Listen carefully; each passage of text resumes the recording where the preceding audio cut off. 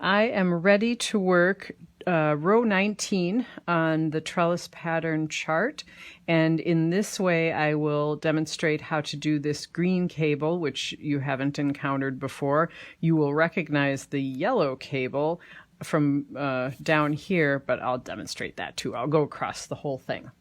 I'm one purl stitch away from my beginning of chart marker. So I'm slipping that, and now I'm going to purl 3,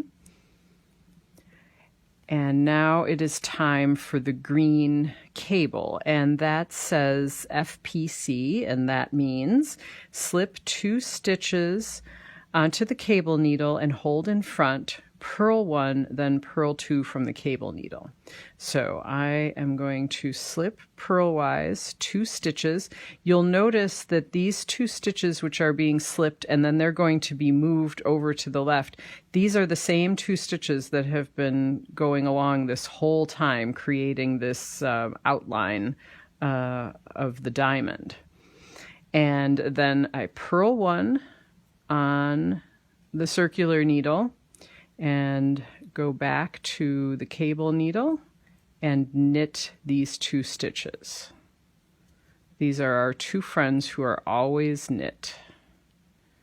And put down the cable needle, and now following the chart, it's a knit, a purl, a knit, and a purl. And then it's time to do the yellow cable, and the yellow cable is going to bring these 2 knit stitches in this column over to the right. And the way you do that one is to pick up the correct cable needle, slip the next stitch onto a cable needle and hold in the back. So I'll do this from the back so that it's a little easier. There's that stitch, it's on the cable needle, and it's staying in the back. Now I'm going to knit 2 stitches from my circular needle. I'll make sure that the yarn is in the right location for knitting, and it is. It's behind. Knit 2. And now I will take hold of the cable needle. I just have to kind of move my right hand needle. The yarn is already in front where it's supposed to be. Purl 1 from the cable needle. Set the cable needle aside, and now I need to purl 4 stitches before it's time to do this all again. And I will switch hands. I've got my right hand here, so except that my right hand is the one that does all the rest of the stuff. Okay, so slip 2 stitches onto a cable needle and hold in front. And then purl 1 stitch off of your circular needle